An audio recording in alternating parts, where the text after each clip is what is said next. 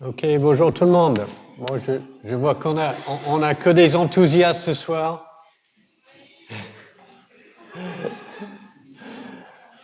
Donc on va reprendre ici et on va certainement terminer ce que j'ai raconté sur leur application et l'expression des génomes ADN. Et on va avancer bien dans les virus ARN par la suite. Donc avant que le courant soit coupé, l'autre jour, on en était là avec juste un tableau pour illustrer que les grands virus ADN sont capables de coder pour les enzymes et les cofacteurs nécessaires pour effectuer la réplication de l'ADN. Mais les petits virus ADN, ils n'ont pas tout ça. Donc, ce qui fait que si vous êtes un parvovirus, par exemple, ben, vous dépendez soit d'un virus auxiliaire qui infecte la même cellule hôte en même temps pour apporter toutes ses fonctions, ce qui est le cas pour le genre dépendovirus, les virus adéno-associés, ou alors vous infectez des cellules qui sont activement en train de se répliquer, comme les précurseurs hématopoïétiques qui sont infectés par le parvovirus B19. Alors, si vous êtes un autre type de petit virus à ADN, vous pouvez coder juste pour une OBP et une hélicase, une activité de hélicase, mais tout le reste, là, vous êtes obligé de pousser la cellule infectée à exprimer tous ces différents cofacteurs nécessaires pour la réplication de l'ADN. Et chez les polyomaviridae, par exemple le SV40 ou les polyomavirus humains, la protéine qui va pousser la cellule hôte à exprimer tous les facteurs nécessaires pour appliquer l'ADN, c'est ce qu'on appelle l'antigène grand T. Okay, donc LT, donc pour large T antigen. Et cette protéine-là va pousser la cellule à entrer en cycle cellulaire via une interaction avec deux protéines cellulaires clés, la P105RB et la protéine P53. Et grossièrement, en tout cas selon ma compréhension rudimentaire du cycle cellulaire, l'activation de P105 va démarrer le cycle cellulaire et l'interaction avec le P53, ce serait important pour désactiver la réponse cellulaire vis-à-vis des produits d'ADN un peu défectueux qui peuvent induire l'apoptose ou la mort cellulaire de la cellule infectée. Donc du coup, ces petits virus à ADN, comme les polyomaviridae, vont avoir un certain potentiel cancérigène. Parce que lorsque la cellule infectée est une cellule permissive, c'est-à-dire le virus peut compléter son cycle de réplication, à la fin de réplication du génome viral, la cellule infectée va libérer des particules virales et sera tuée. Mais dans le cas de l'infection d'une cellule non permissive, on peut avoir une sorte d'infection abortive avec l'expression peut-être uniquement de l'antigène grand T et pas l'expression des gènes tardifs. Et ça entraîne un certain risque de transformation maligne de la cellule infectée. Donc les cancers associés au polyomavirus humain sont rares, voire très rares, mais ils existent quand même. Alors, la même sorte de stratégie est employée par d'autres types de petits virus à ADN. Par exemple, les papillomavirus humains, comme le HPV-16, enfin HPV-16, HPV-18, il y en a tout un paquet de papillomavirus humains. Les protéines précoces E7 et E6 ont des fonctions un petit peu analogues. Donc E7 va fixer la protéine P105RB et pousser la cellule ou activer le cycle cellulaire dans la cellule infectée.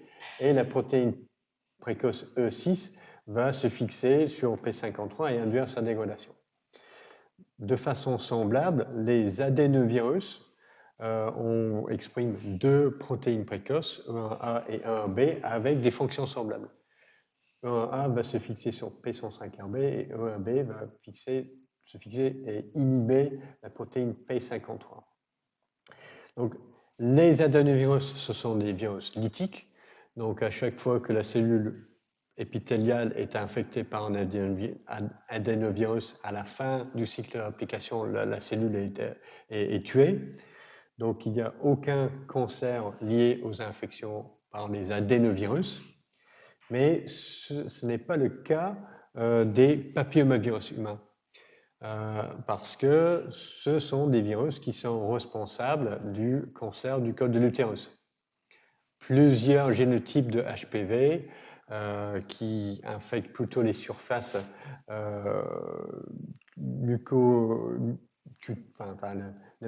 plutôt les muqueuses, sont associés au développement de cancer du col de l'utérus et aussi un petit peu des cancers de l'oropharynx. Et c'est à cause de l'action de ces protéines précoces qui poussent la cellule infectée à entrer en cycle cellulaire et qui désarment un petit peu la protéine P53 qui, normalement, induirait l'apoptose lors de l'accumulation de trop de produits d'ADN un peu aberrants. Alors, comment ça marche? Donc ça, c'est OK, on induit le cycle cellulaire par l'expression de ces protéines précoces. Ensuite, l'autre action essentielle de l'antigène grand T pour les polyomavirus, c'est d'agir comme une protéine de fixation sur l'origine, une OBP qui va démarrer la réplication de l'ADN sur le génome viral. Et l'antigène grand T va former un hexamère qui se fixe sur l'origine de réplication virale. Ensuite, enfin, deux hexamères pour être plus précis. Ensuite, un de ces deux hexamères va avoir une activité de hélicase qui va commencer à déplier l'ADN double brin. Et c'est ça qui va permettre le recrutement des cellules, des protéines cellulaires essentielles pour l'ADN. D'abord, la protéine RPA, pour Replication Protein A, qui va se fixer sur l'antigène grand T et puis va compléter un peu le désappareillement des deux brins de l'ADN viral. Une fois que l'on a ça, bon, ben, on va recruter la primase, l'ADN polymérase, et ça va démarrer la réplication de l'ADN. Donc, notre ADN viral, chez les polyomavirus, est un ADN circulaire double brin.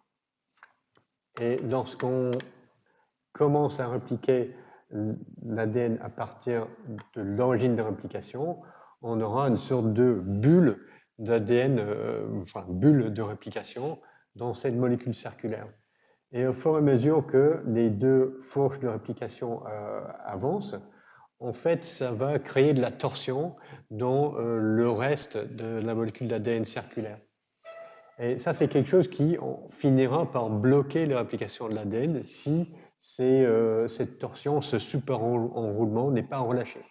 Et ça, c'est un autre cofacteur cellulaire qui est nécessaire pour la réplication de ces virus. Donc, les topoisomérases cellulaires qui vont couper l'ADN ici et passer un brin à travers passer un bout d'ADN double brin à travers la coupure pour relâcher ces parties super enroulées. Une autre chose qui peut se passer, c'est qu'à la fin de notre réplication d'un ADN double brin circulaire, les deux copies circulaires vont être un petit peu encastrées l'une dans l'autre. Et encore une fois, il faut une topoisomérase cellulaire pour séparer les deux copies d'ADN génomique de notre polyomavirus.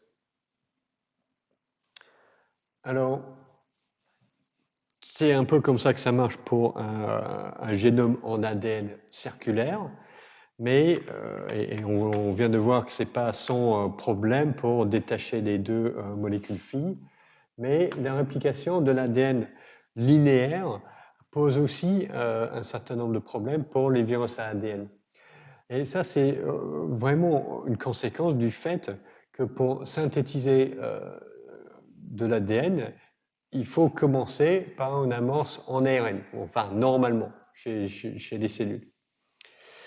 Et pour une ADN circulaire, bon, bah, ça, c'est pas un problème parce que lorsque l'ADN polymérase arrive à faire tout le tour du cercle du génome viral, l'ADN polymérase, avec son action de nucléase, laisse-moi réfléchir, 5', 3', va grignoter ce qui reste de l'amorce en ARN, le dégrader, et il va resynthétiser de l'ADN à la place, et ensuite une ligase va venir compléter l'ADN circulaire.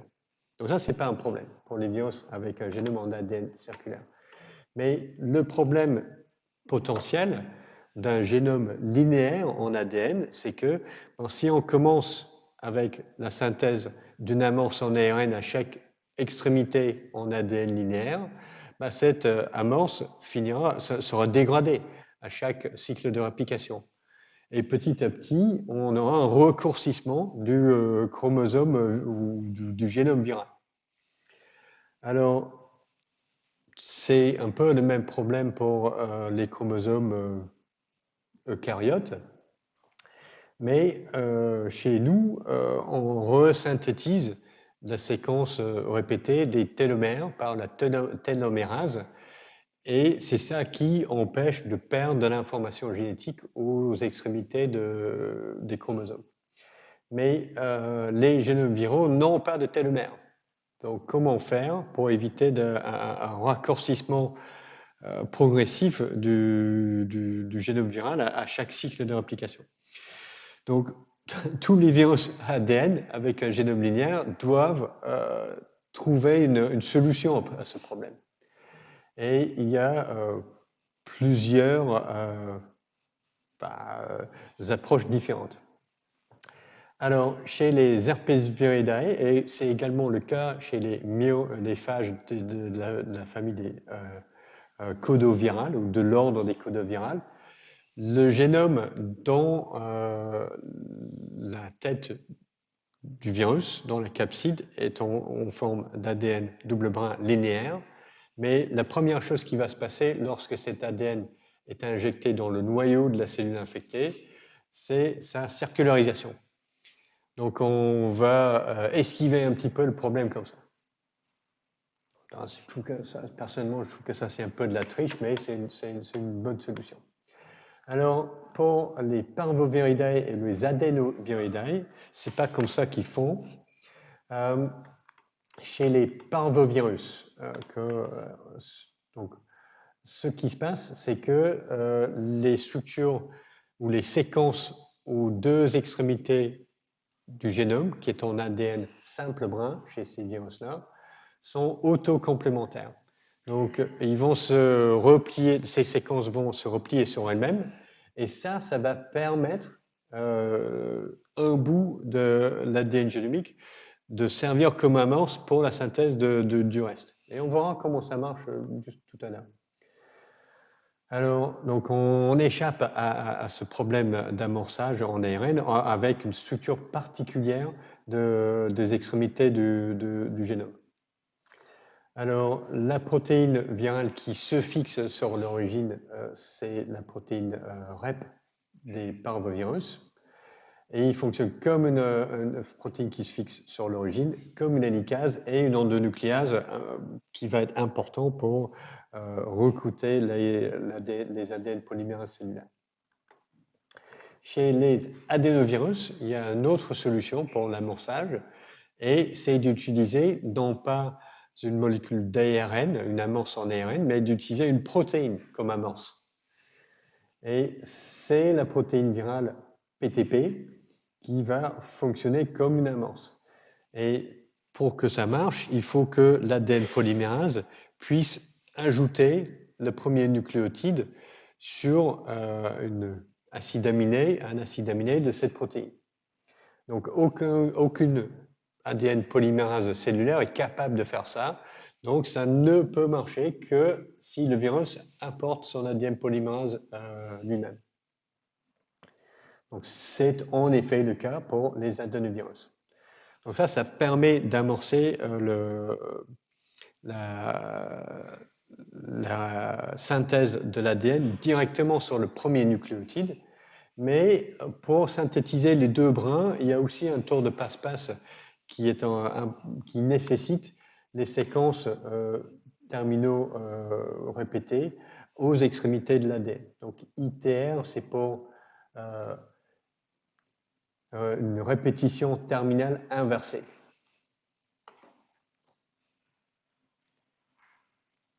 Ok, donc pour les Parvoviridae, comment ça marche? Alors, comme je disais, je rappelle plutôt que le génome dans la capside virale, c'est une molécule d'ADN simple brun, linéaire, et les deux extrémités de cet ADN linéaire sont complémentaires.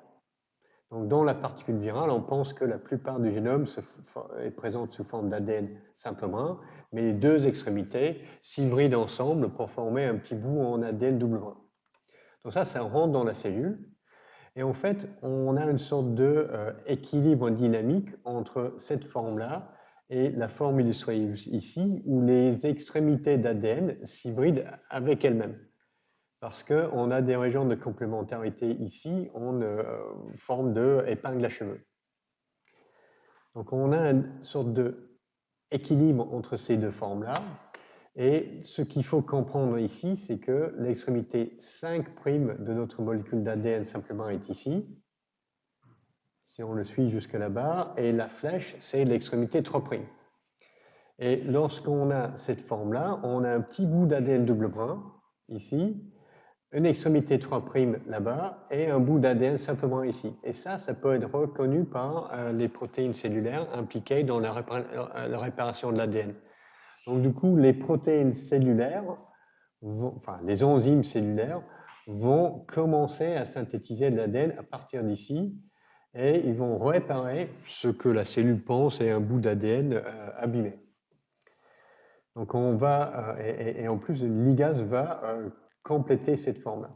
Donc à partir de ce moment-là, on a une région d'ADN double brun qui contient des promoteurs viraux qui peuvent promouvoir la transcription des gènes viraux. Donc on a la transcription du gène REP, et la protéine REP va venir se fixer ici sur l'origine de réplication virale et cliver un de ces deux brins d'ADN ici. Lorsque cet ADN est clivé ici, bon, notre ADN terminal, la séquence ITR ici, peut se déplier. Et ça crée un autre endroit où les protéines cellulaires peuvent continuer ici et synthétiser une molécule d'ADN doublement jusque là-bas. Et on a la même chose qui se passe à l'autre extrémité. Et donc on finit par avoir cet intermédiaire avec une ADN double brun sur toute sa longueur, mais ces deux séquences-là peuvent aussi se séparer et s'hybrider par elles-mêmes. Et chaque fois que l'on a ça, on crée un autre site pour répliquer l'ADN et déplacer une molécule d'ADN simplement. Et c'est ça qui va nous fabriquer des molécules d'ADN simplement qui sont les copies de notre génome viral. Et à chaque fois, on a un cycle qui peut se répéter. Donc on a une sorte de tour de passe-passe avec tout ça, c'est possible vraiment grâce aux propriétés de ces séquences aux extrémités du génome viral. Alors, chez les adénovirus, comme on avait dit, c'est la protéine PTP qui va servir d'amorce pour la réplication de l'ADN. Donc, l'ADN polymérase viral va se fixer sur la protéine PTP et l'ADN polymérase va greffer une cytosine sur le groupement OH d'un sérine présent dans la protéine. Donc normalement, on rajouterait un groupement, on grefferait notre cytosine sur un groupement 3'OH de désoxynucléotides ou de ribonucléotides. Mais ici, on va l'attacher sur un groupement OH, un groupement hydroxyle d'un sérine. Et c'est complexe avec l'ADN polymérase, PTP, une sérine et la première cytosine va permettre l'hybridation sur la guanine, qui est le premier nucléotide sur le brin complémentaire. Alors, notre complexe ici va se fixer sur notre ADN double brin et déplacer un des deux brins. Et au fur et à mesure que l'ADN polymérase avance, ça va déplacer notre premier brin complémentaire, enfin le premier brin codant d'ADN, et pour éviter d'avoir un problème ou la dégradation de cet ADN, c'est la protéine virale qui se fixe sur l'ADN simplement qui va venir séquestrer l'ADN du brin déplacé. Donc on a un premier cycle de réplication d'ADN. Donc on aura gardé le brin complémentaire et le brin codant est nouveau. Ce qui nous laisse avec une copie, le brin qui était déplacé, qui est entièrement associé à la protéine qui se fixe sur l'ADN simplement, sauf aux extrémités. Parce que, encore une fois, les extrémités du génome sont complémentaires. Donc ça va nous faire un petit peu d'ADN double brin à l'extrémité de cet ADN simple brin. Et c'est ça qui va permettre de recruter à nouveau le complexe PTP et l'ADN polymérase virale. Et ensuite, on va synthétiser une nouvelle copie de l'ADN complémentaire. Donc avec ces deux processus, on finit par recopier notre ADN génomique en deux copies. Donc assez compliqué, mais pour moi, tout ça, c'est une sorte de solution assez alambiquée au problème de base qui est comment on va faire pour répliquer les extrémités d'une molécule en ADN linéaire. Je pense que je vais sauter cette question-là et je vais avancer directement sur les stratégies d'expression. Chez les virus à ADN, on a tout le temps une distinction entre les gènes précoces et les gènes tardifs. Les gènes précoces sont exprimés directement ou rapidement après l'entrée de l'ADN dans la cellule, après la décapsidation. Leurs fonctions sont soit de modifier la biologie de la cellule infectée ou contrôler l'expression d'autres gènes viraux. Et une chose extrêmement importante et essentielle pour les gènes précoces, toujours, ils doivent permettre de démarrer la réplication de l'ADN viral.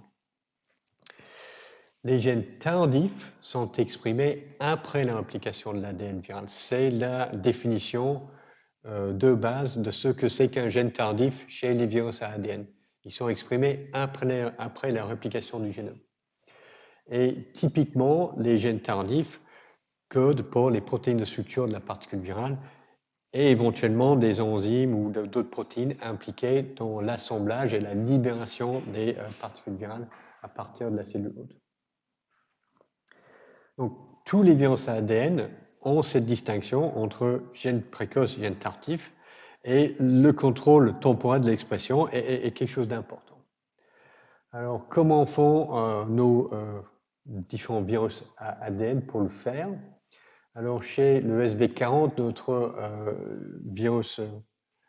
notre polyomavirus typique, on a la structure du génome est illustrée ici. Donc, on a l'origine de réplication qui est là.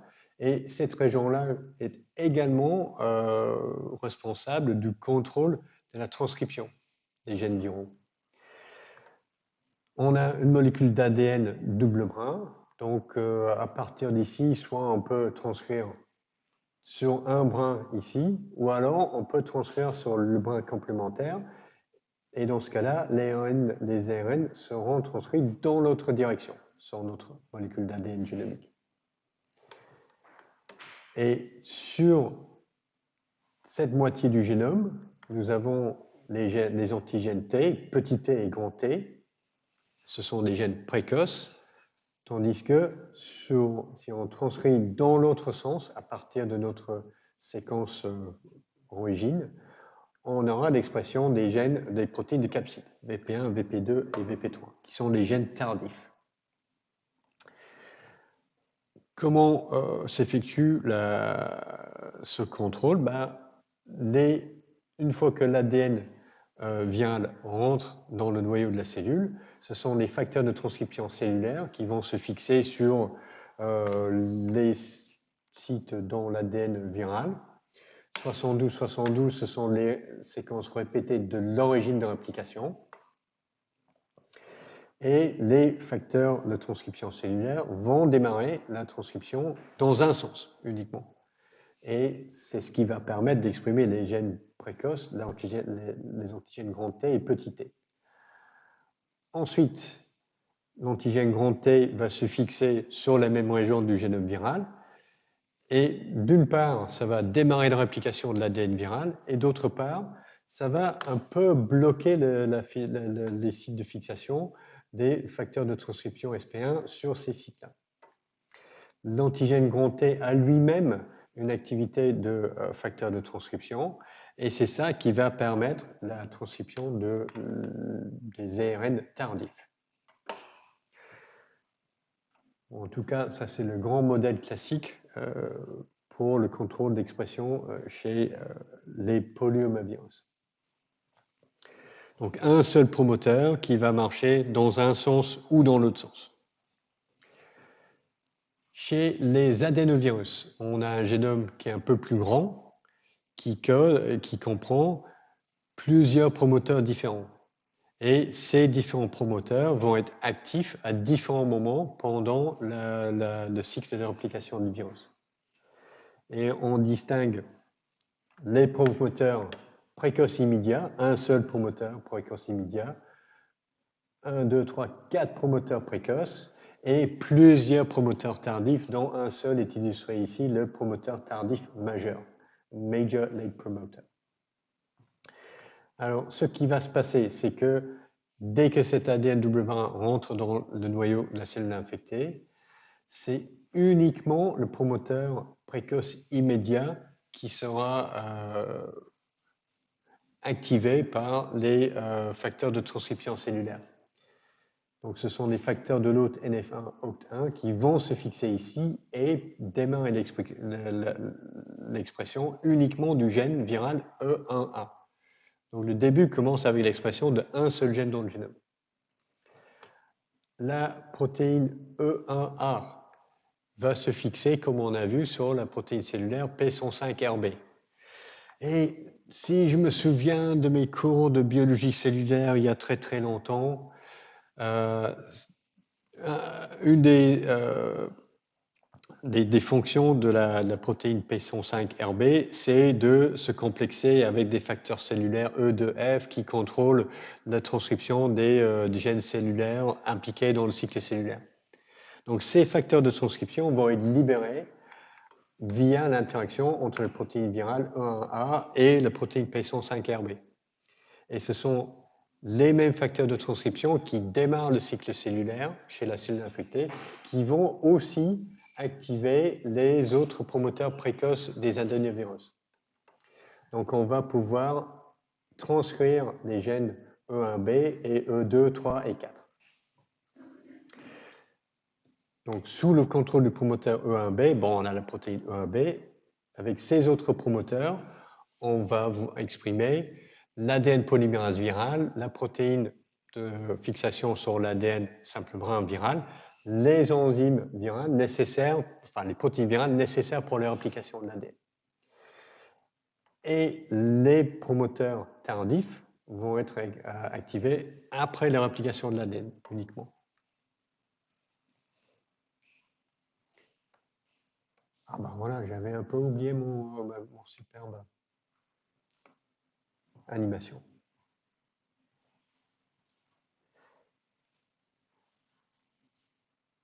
Ok, on va voir si vous avez compris comment ça marche, d'accord? Donc imaginez que vous avez généré un adénovirus qui est délété pour le gène E1A. quelles sont les propositions correctes ici? Et je vais activer la question.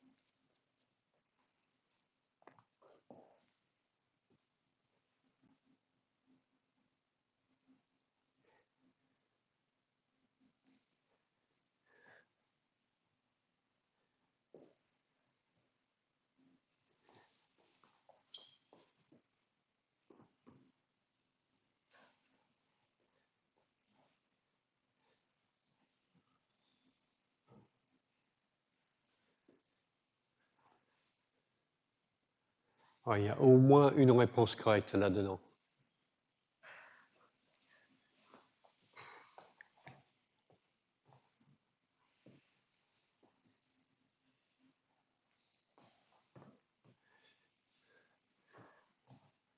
Ouais, pour l'instant, j'ai 0 vote. Vas-y, marche pas? Ok. Ah, ben c'est pour ça. Ouais, ça s'explique, en effet. Ah, voilà.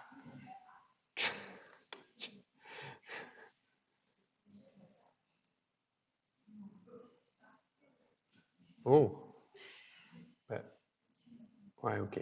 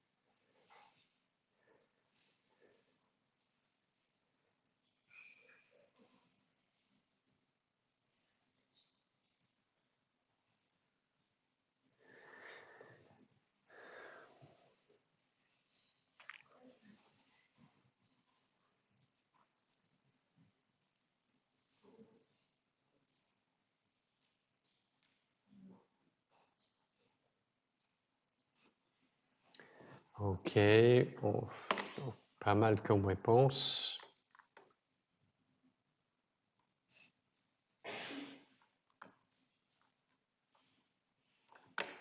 Et voilà ce que vous avez vu.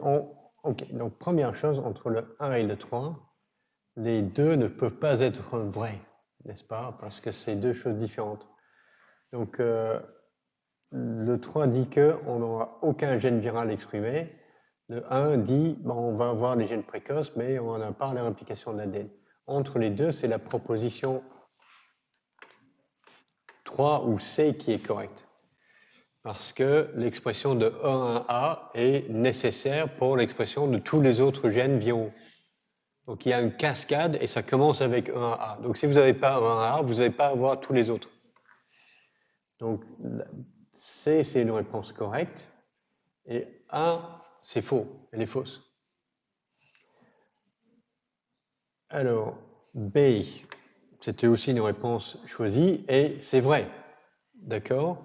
Parce que si on fait répliquer le virus dans une lignée qui exprime déjà la protéine E1A, ça peut marcher.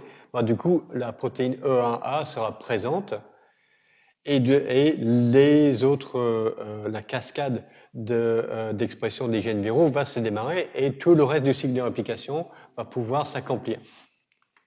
Donc B est correct aussi. Donc A faux, B correct, C correct. D, c'était la réponse la moins choisie, mais elle est également vraie. Et la clé pour comprendre ça, c'est si on a un promoteur fort, promoteur cellulaire fort, qui ne dépend pas des gènes viraux. C'est ça qu'il fallait comprendre ici. Donc il faut comprendre que qu'est-ce qu'on va avoir comme construction? On va avoir notre ADN double brin adénovirus. Normalement, on a le gène E1A ici, et on remplace ça, gène E1A avec son promoteur, mais on remplace ça avec un promoteur fort. En biomol, vous savez ce que c'est qu'un promoteur fort, par exemple?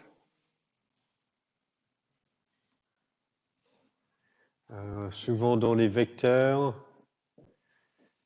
promoteur fort, facteur d'initiation d'introduction EF1 alpha, super fort promoteur ubiquitaire. Donc on met ça comme ça, et notre séquence qu'on a pour la GFP,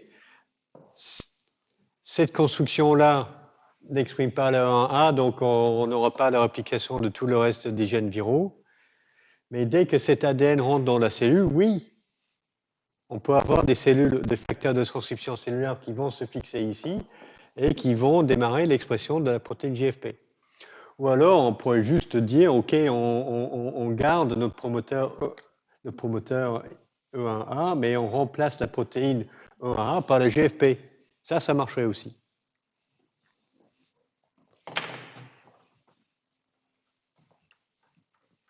Alors, comment on produit un virus de ce type-là?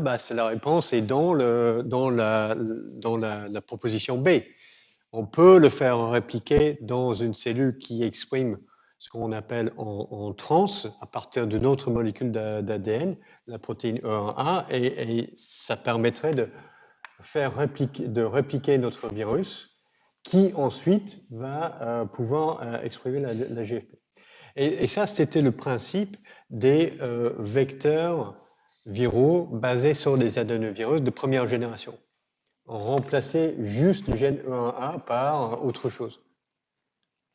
Et on propageait le virus dans une lignée cellulaire qui exprimait de façon constitutive le gène E1A.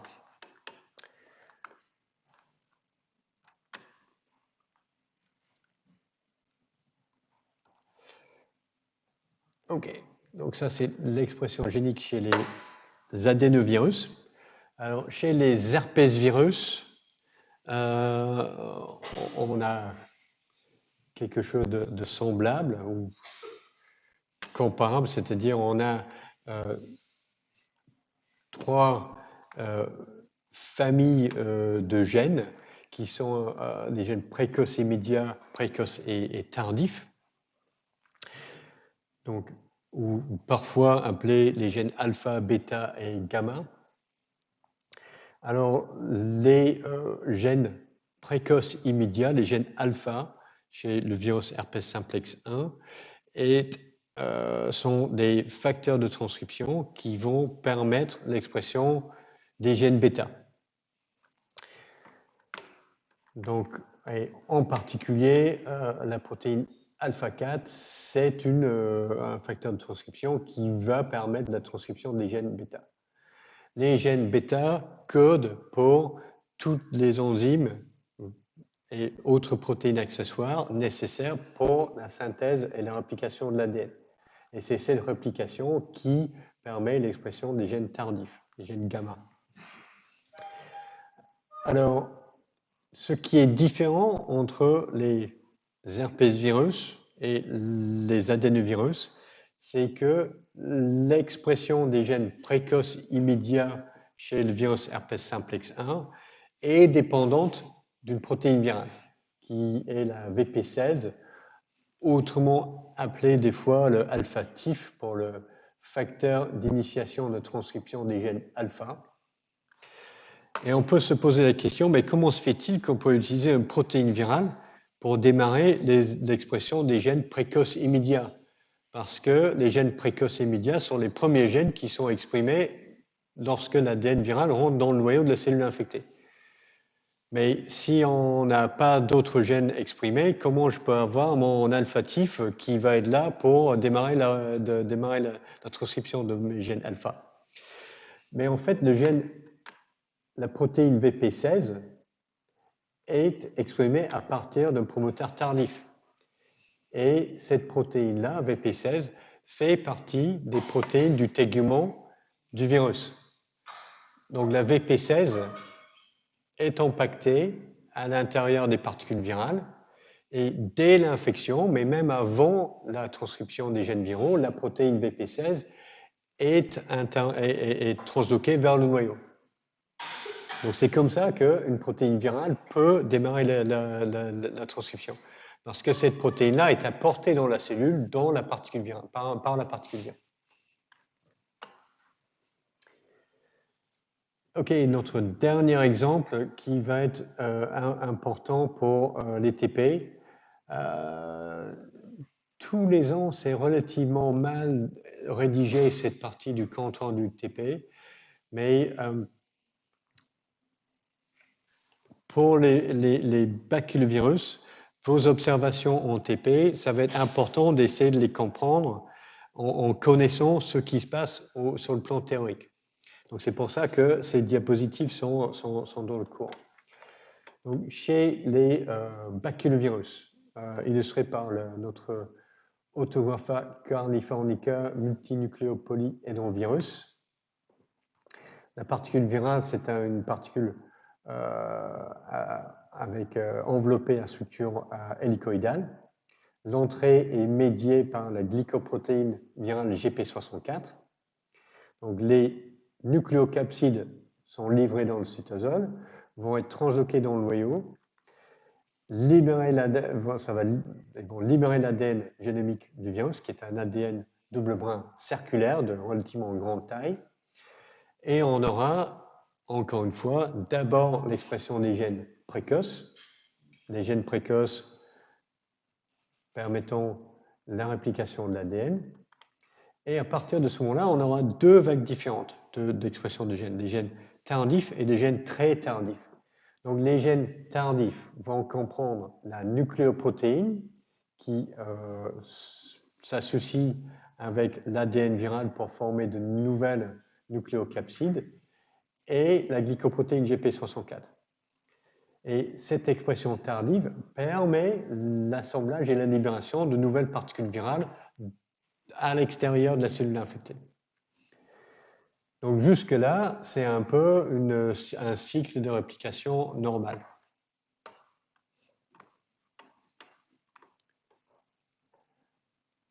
Chez les baculovirus, il y a également des gènes dits très tardifs, et ces gènes très tardifs contrôlent l'expression de protéines comme la polyédrine, par exemple, qui est la protéine qui va encastrer plusieurs particules virales dans une structure que l'on peut voir en microscope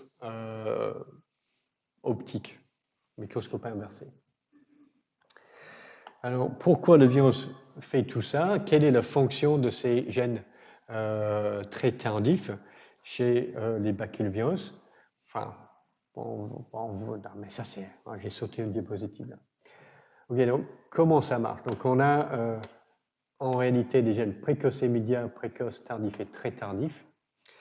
Les gènes précoces immédiats sont des facteurs de transcription. Donc, ce sont des facteurs de transcription de l'hôte qui activent les promoteurs précoces immédiats, IE1, IE2, permettant l'expression de ces trois protéines virales, qui sont elles-mêmes des facteurs de transcription qui vont permettre la transcription des gènes précoces. Ces gènes précoces sont quoi? L'ADN polymérase, une hélicase, la protéine P35 qui inhibe l'apoptose de la cellule infectée, et ce qu'on appelle les facteurs d'expression tardifs, late expression factors, qui sont en réalité des sous-unités d'une polymérase ARN virale. Et cette ARN polymérase virale est absolument nécessaire pour transcrire des promoteurs, ou pour activer la transcription à partir des promoteurs tardifs. Alors, la phase tardive est caractérisée par la réplication de l'ADN viral ou démarre après la réplication de l'ADN viral. Les gènes comprennent la GP64 et la protéine nucléocapside. C'est ça qui permet de libérer les particules bourgeonnées. Les gènes très tardifs, minimum 3 heures post-infection, 3 jours post-infection, sont la polyédrine et la protéine P10 nécessaires pour la production de particules occludées, c'est-à-dire des particules virales encastrées dans ces complexes de polyédrine, et aussi des enzymes comme la chitinase et la catepsine. Et c'est ça que je voulais dire, à quoi ça sert ces protéines et ces gènes très tardifs, mais ils sont essentiels pour la réplication virale dans la nature. Parce que le cycle de transmission des baculovirus dans la nature, c'est que les polyèdres vont être déposés à la surface des feuilles et les polyèdres doivent rester intacts et infectieux pendant plusieurs jours en attendant qu'une autre larve d'insecte va venir les manger. Donc ces polyèdres vont être ingurgités par l'insecte et ils vont se retrouver dans l'intestin de la bête. Et là, le pH alcalin va dissocier les polyèdres et libérer les particules bourgeonnées, les particules libres qui peuvent infecter les entérocytes.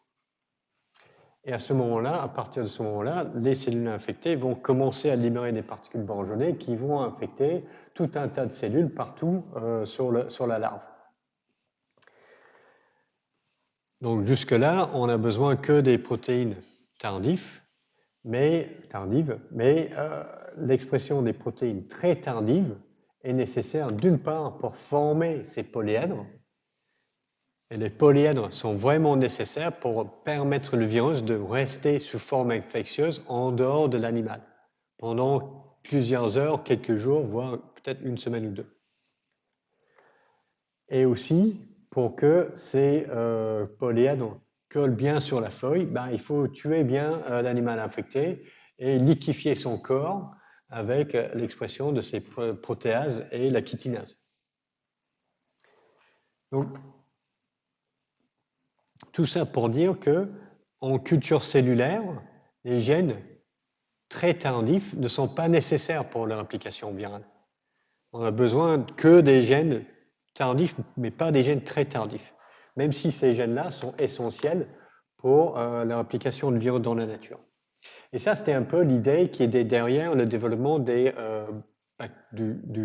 ACMNPV comme un vecteur pour l'expression de protéines.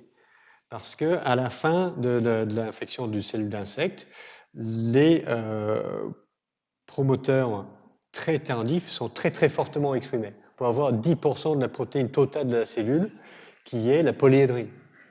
Donc au début des années 1980, des gens qui travaillaient sur ces virus ont eu l'idée de génie qu'on peut les utiliser pour fabriquer un vecteur d'expression pour des protéines. Et l'idée, c'est que si je remplace la polyédrine par le gène de mon choix, mais en gardant les promoteurs, dans ce cas-là, je vais avoir un virus qui exprime super fortement cette protéine-là lorsqu'il infecte des cellules d'insectes. Et classiquement, pour fabriquer un virus, un baculovirus recombinant, ce qu'il fallait faire, c'était de purifier l'ADN viral et de le co-transfecter avec un plasmide avec ce type de construction, avec le gène que l'on veut insérer dans le génome, entouré de 2 séquences homologues du promoteur et de la région 3' non traduite du gène de la polyédrine. Et on co-transfectait dans les cellules d'insectes, et de temps en temps, on allait avoir une recombinaison homologue entre ces deux parties-là et des séquences homologues dans le génome viral, et on allait avoir un virus recombinant, quelque part. Donc, ce qu'il fallait faire pour l'isoler, c'était de... voilà, donc ces ADN allaient être incorporés dans les particules virales, et ensuite, il fallait reprendre le surnageant de ces cellules transfectées, faire un isolement sur plage de Lise de ces virus, et les cribler pour savoir lequel était le virus recombinant. Voilà, donc vous allez avoir des virus recombinants quand étaient un peu fabriqués de cette façon-là, quand vous allez techniquer en TP. Alors, sur ce, on arrive à la fin du CM3. Les points principaux à retenir, donc la relation entre la stratégie de réplication et la taille du génome viral. Plus le génome est grand, plus le virus va être indépendant pour sa réplication d'ADN. Pour les petits virus ADN, l'induction du cycle cellulaire par des protéines précoces du virus va être essentielle pour l'application de l'ADN viral. Et c'est ça qui entraîne un risque carcinogénique, oncogénique, pour certains petits virus à ADN. Bon, les problèmes liés à la réplication des génomes linéaires en ADN sont un petit peu la raison pour laquelle les adénovirus et les parvovirus ont des systèmes de réplication un peu particuliers. Et le contrôle temporel de l'expression des gènes viraux dépend des interactions entre les facteurs de transcription de l'hôte et les protéines virales. Ok, donc là, ça nous termine le troisième cours. Et on va enchaîner sur les virus à ARN. Ok.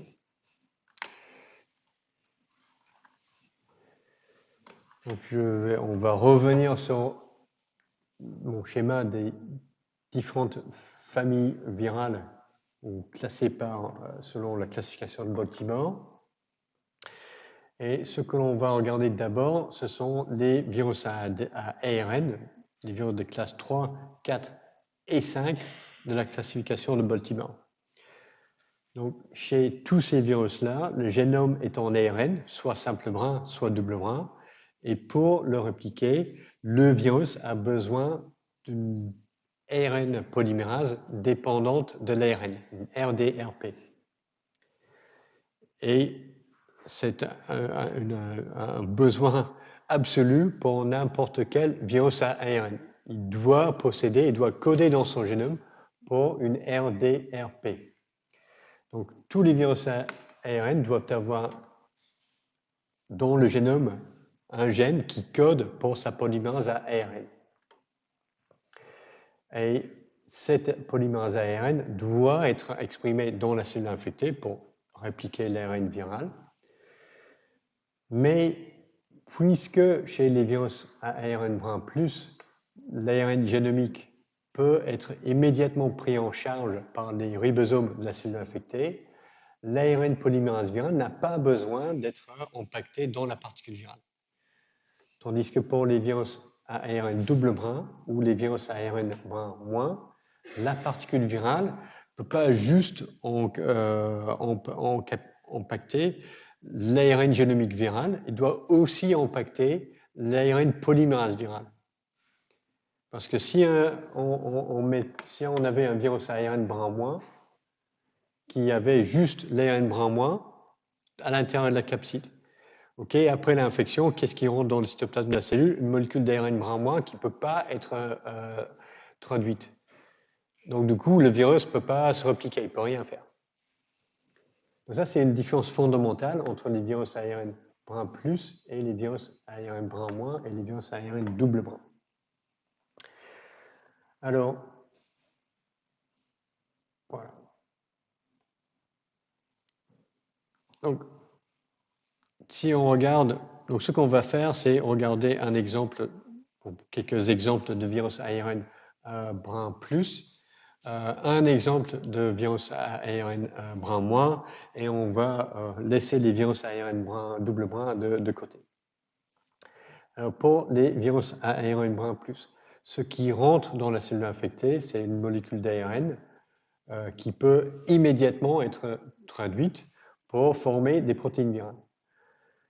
Donc, le problème auquel est confronté le virus, c'est comment faire en sorte que mon ARN génomique est pris en charge par les ribosomes de l'hôte.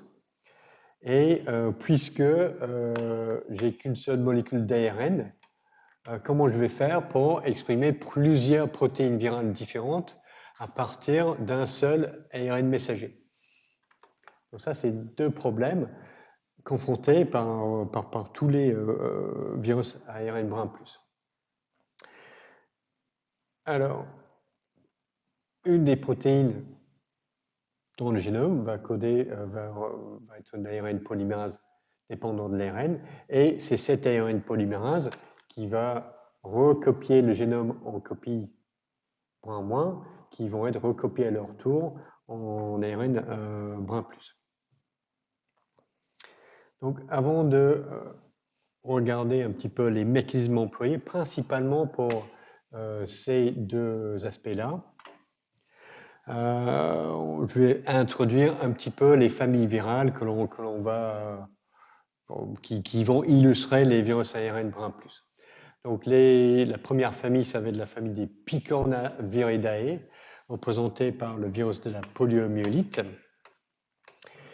qui a été identifié en 1908, ou plutôt que la maladie a été associée à une infection virale en 1908. On n'avait pas isolé le virus en 1908. Les Picornaviridae sont des petits virus à ARN, brun plus, avec une capside icosaédrique non enveloppée, avec un numéro T égale 3. Pourquoi T égale 3? En bleu, on a la protéine VP1, en rouge et en vert, les protéines VP2 et VP3 qui forment des hexamères. Donc pour aller d'un pentamère de VP1 à l'autre, on a un pas sur un axe, un pas sur l'autre axe. H égale 1, K égale 1, donc numéro T égale 3. Alors, les picornavirus sont très nombreux et ils comprennent des entérovirus qui se répliquent dans l'intestin, les rhinovirus qui donnent les rhumes, et aussi, par exemple, l'hépatovirus, le virus de l'hépatite A. Donc, le virus de la poliomyélite, c'est un entérovirus. Donc, en gros, à la base, c'est un virus qui se réplique dans l'intestin. Et un autre grand malheur, malheureusement, ce virus utilise comme récepteur une protéine cellulaire qui est également exprimée sur les neurones, et c'est ce qui rend ce virus, c'est ce qui donne à ce virus son caractère neurotrope et pathologique, parce que l'infection à l'intestin est asymptomatique pour le virus de la poliomyélite. Il ne donne pas de gastroentérite. Alors, la poliomyélite est une complication que l'on observe chez une minorité des enfants infectés par le virus de la poliomyélite. Peut-être un enfant sur 200 va souffrir d'une paralysie flasque suite à une infection par le virus de la poliomyélite.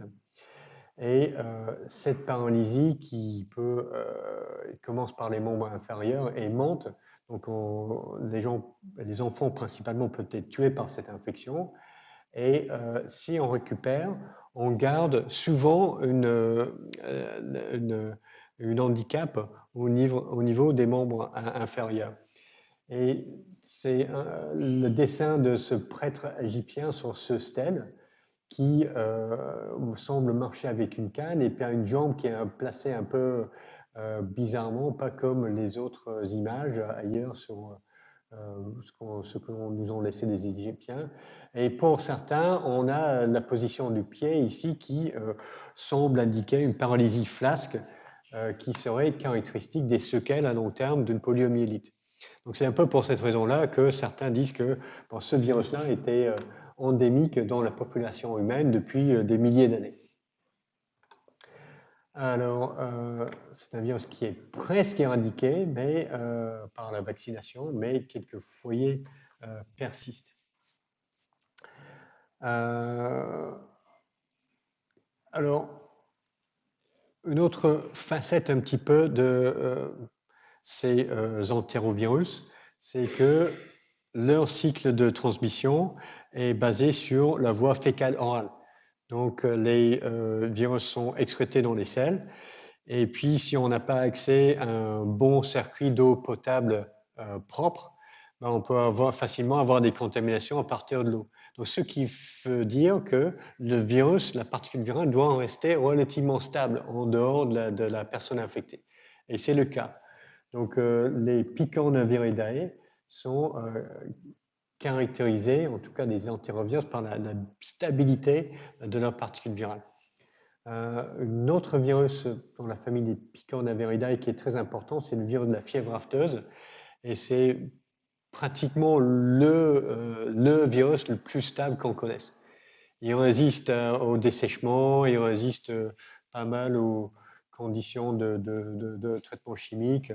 Et c'est ça qui le rend tellement difficile à contrôler.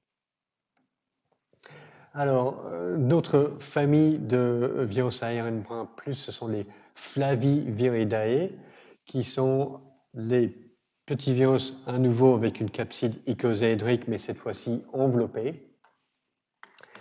Le nom de la famille dérive du premier virus isolé de cette famille, c'était le virus de la fièvre jaune, donc Flavus pour vert ou jaune en latin. Et donc on a la fièvre jaune, virus de la dengue, et aussi le virus de l'hépatite C, qui fait partie de cette famille-là. Alors la plupart des Flaviviridae sont transmis par des vecteurs insectes ou arthropodes. Et le virus de l'hépatite C est vraiment exceptionnel parce qu'on a une transmission qui est sanguine, pas vraiment de transmission sexuelle, pas de transmission au niveau des muqueuses, et pas vraiment de vecteur. Donc on a une transmission par transfusion sanguine, utilisation de matériel injectable et aussi éventuellement par certaines pratiques paramédicales, éventuellement les soins des dents, des choses comme ça. Alors, énorme problème de santé publique, le virus de l'hépatite C au niveau mondial, parce que si vous êtes infecté par le virus de l'hépatite C, vous allez avoir peut-être 80% des risques de développer une forme chronique de l'infection. 20% des gens infectés vont réussir à contrôler et éliminer le virus. Et si vous avez une infection, un virus hépatite, une hépatite C chronique, sur plusieurs décennies, vous allez évoluer vers une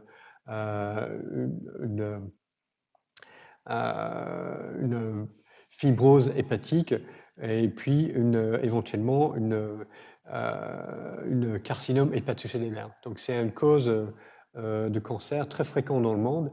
On ne sait pas trop combien il y a de gens infectés, peut-être facilement 150 ou 200 millions de personnes au niveau mondial qui ont une hépatite C chronique. Alors, fort heureusement pour nous, c'est une infection qui se guérit maintenant grâce aux nouveaux médicaments antiviraux. Alors, dernier virus ARN brun plus, les Coronaviridae, évidemment. Cette fois-ci, capside hélicoïdale, mais pas rigide, plutôt filamenteuse et flexible. Et les nucléocapsides hélicoïdales font une sorte de filament qui est empaqueté dans une particule qui a de forme sphérique. Le génome ici est significativement plus grand que les deux qu'on a vus là. 27 à 32 kilobases de longueur, c'est le champion des virus ARN, des coronavirus. Les particules virales formées de 4 protéines, glycoprotéines de spike à l'extérieur, nucléocapsides à l'intérieur, et 2 protéines de matrice ou d'enveloppe qui sont encastrées dans l'enveloppe. Alors, les coronavirus provoquent les infections saisonnières et le SARS-CoV-2 est maintenant, on peut dire que c'est le 5e coronavirus humain, je pense, vraiment. il provoque des infections respiratoires et aussi certaines fois des gastroentérites. Donc ils ont une certaine capacité de se répliquer dans l'intestin. Je pense que j'ai pas tellement besoin de raconter plus que ça. Alors, problème pour tous ces virus à ARN, brun plus. Comment faire passer le génome viral comme pour un ARN messager cellulaire? Ou comment faire en sorte que le ribosome cellulaire va traduire le génome viral? Donc, lorsqu'on regarde les Picornaviridae, par exemple le virus de la poliomyélite, une chose que l'on regarde tout de suite, c'est que l'extrémité 5' de l'ARN génomique ne possède pas de coiffe comme un ARN messager cellulaire. Mais l'extrémité 5' du génome viral est couplée à une protéine virale qu'on appelle la protéine VPG. Donc il est clair que le ribosome cellulaire ne peut pas se fixer à l'extrémité 5' du génome viral. Et d'ailleurs, lorsqu'on regarde dans la séquence, on a des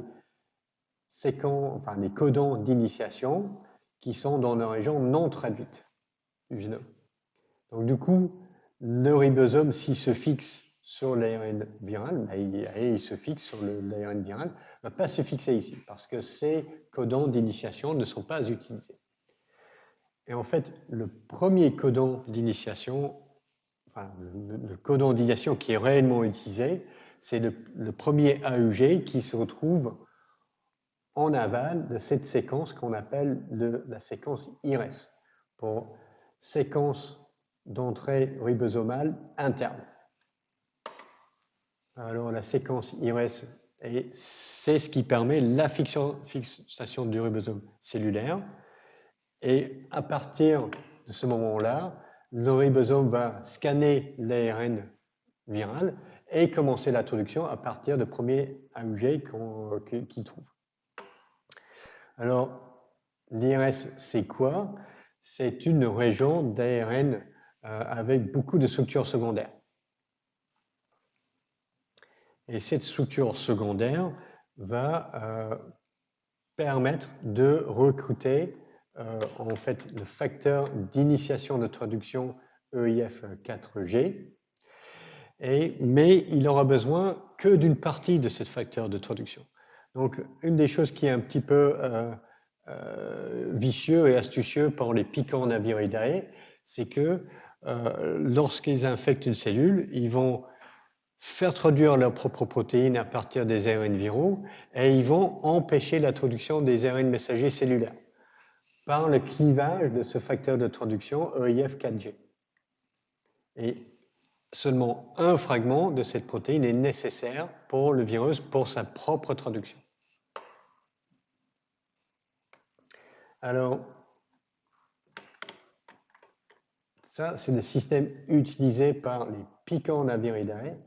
La séquence IRES va recruter une forme intacte ou un fragment clivé du facteur d'initiation EIF4G, et c'est celui-là qui va recruter tous les restes et qui va permettre le ribosome de se former ici, et ensuite la traduction démarrera à partir de notre site d'initiation. Chez les Flaviviridae, on voit aussi une séquence IRES en 5' du génome viral. Mais cette séquence IRES n'a pas d'homologie de séquence et n'a pas une fonction semblable aux IRES des Picornaviridae. Cette séquence IRES chez les Flaviviridae, chez le virus de l'hépatite C, va permettre le recrutement direct de sous-unité 40S du ribosome, et donc il a besoin de beaucoup moins de facteurs d'initiation de traduction eucaryote. Quant au Coronaviridae, le coronavirus, les ARN génomiques de ce virus portent une coiffe en 5'. Et c'est ça qui permet d'utiliser, d'avoir une initiation de traduction, disons entre guillemets, normale, comme un ARN messager cellulaire. Ok, donc on démarre la traduction.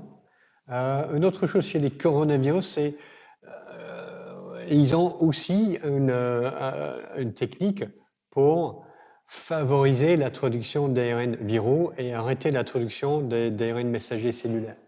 Et ça, c'est le rôle de la protéine virale NSP1, la protéine non structurale 1.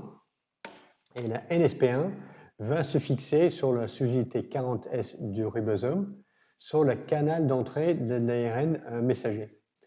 Et donc, du coup, lorsque la protéine NSP1 se fixe sur le ribosome 40S, il ne peut pas aller démarrer l'introduction sur un ARN messager cellulaire. Mais comment on fait le virus pour traduire ses propres ARN messagers alors? C'est possible parce que tous les ARN messagers viraux et le génome viral comprennent une séquence leader ou séquence à l'extrémité 5' de l'ARN qui va interagir avec la protéine NSP1 et provoquer sa dissociation du ribosome, de sous-unité de ribosome 40S. Et à ce moment-là, notre sous-unité 40S peut commencer à scanner l'ARN viral. Donc on a un autre système, mais le résultat c'est pareil que pour les picornavirus. Les coronavirus arrivent à terminer et arrêter l'introduction des ARN messagers cellulaires et maintenir et utiliser tous les ribosomes cellulaires pour assurer leur propre réplication, la traduction de leurs propres ARN. Donc on démarre l'introduction. Et on trouve un moyen pour que les ribosomes cellulaires utilisent le génome viral et les ARN viraux pour l'introduction. Le deuxième problème que doivent résoudre les virus ARN, c'est comment traduire plusieurs protéines à partir d'une seule molécule d'ARN. Et chez les Picornaviridae, ce qu'on voit, c'est que lorsqu'on séquence le génome d'un picornavirus, on voit qu'on a un seul cadre ouvert de lecture qui couvre presque la totalité du génome viral. Donc la première chose qui va être traduite lorsque le ribosome cellulaire va traduire l'ARN viral, c'est une énorme polyprotéine. Donc toutes les protéines collées les unes sur les autres. Dans cette polyprotéine, et un autre truc qui est intéressant chez les picornavirus, c'est l'organisation générale du génome. Donc on a des protéines de capsides à l'extrémité 5' et l'ARN polymérase à l'extrémité 3' du génome. Et entre les deux, on a une autre série de protéines non structurales. Alors, à partir de cette polyprotéine, il faut le découper en protéines qui sont fonctionnelles. Et ça, c'est la fonction des protéases de la protéase virale, la protéase 3C. Donc, la protéase virale va cliver tous ces différents sites et permettre la production ou la libération de chaque protéine qui va être capable de fonctionner.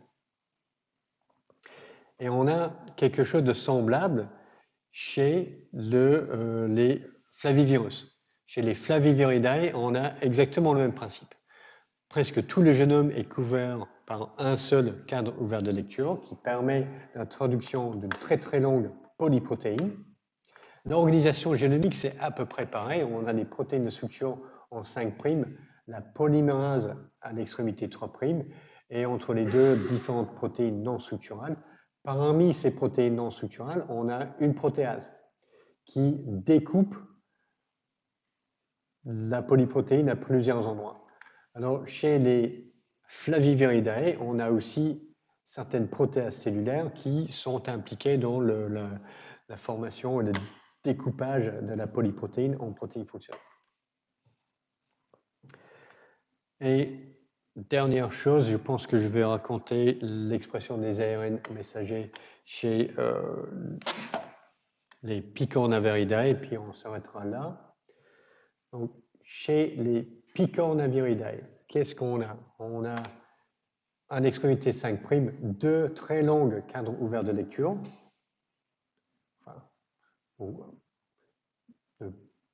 disons un cadre ouvert de lecture ici et un deuxième qui démarre là-bas. Mais ces deux cadres ouverts de lecture permettent l'expression de deux polyprotéines, les PP1A et PP1AB. Et le virus arrive à traduire cette deuxième polyprotéine PP1AB par une traduction qui lie à travers le codon stop ici. D'accord? Donc, pour la plupart du temps, le ribosome va traduire l'ARN génomique d'un coronavirus, il va s'arrêter la traduction ici, mais de temps en temps, ce codon stop ne sera pas lu et on aura la traduction du reste de notre polyprotéine. Effectivement, dans ces polyprotéines-là, on a deux protéases virales, la protéase PL et 3CL, qui vont cliver à différents sites, donc PL protéase ici et 3CL là-bas, donc on découpe les polyprotéines en protéines fonctionnelles. Une des protéines est la protéine et la polymérase ARN. Donc à partir de notre polyprotéine AAB, on a l'expression de l'ARN polymérase qui est capable de synthétiser l'ARN brin-moins et aussi les ARN messagers du virus à partir des ARN brin-moins complémentaires. Alors, comme on a vu, l'ARN génomique du virus possède une coiffe en 5' et le virus doit le faire lui-même, ça. Parce que normalement, pour les ARN messagers cellulaires, la maturation des ARN messagers se fait dans le noyau. Or, les coronavirus se repliquent dans le cytoplasme. Donc, ce sont les enzymes virales qui ajoutent une coiffe en 5' de l'ARN génomique viral et de tous les ARN messagers. Et également, le virus ajoute une queue poly-A à l'extrémité 3'.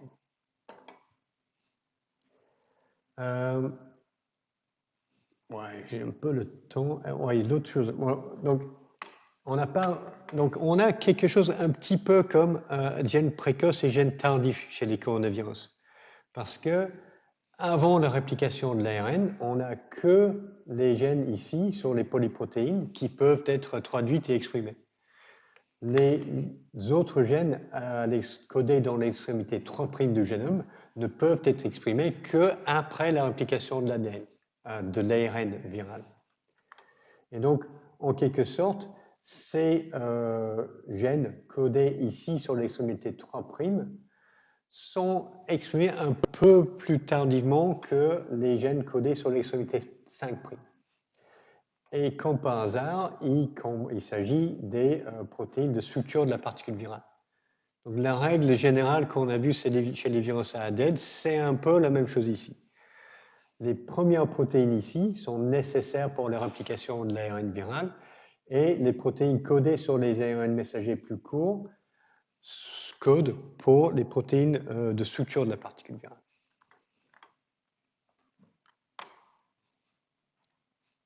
Et donc ça explique un petit peu pourquoi l'organisation du génome est un peu différente. Pour les coronavirus, les protéines de structure sont l'extrémité 3' de l'ARN viral et l'ARN polymérase est un petit peu sur l'extrémité 5', tandis que pour les picornavirus et les flavividae, c'était l'inverse. Les protéines de structure sont codées sur l'extrémité 5' de l'ARN. Ok, bon, je pense que je vais... Ouais, ok, je sais pas moi. Je peux juste faire cette diapositive? Non? Ok, je m'arrête là, on est fini. Merci de votre écoute, je vous libère. On reprend là.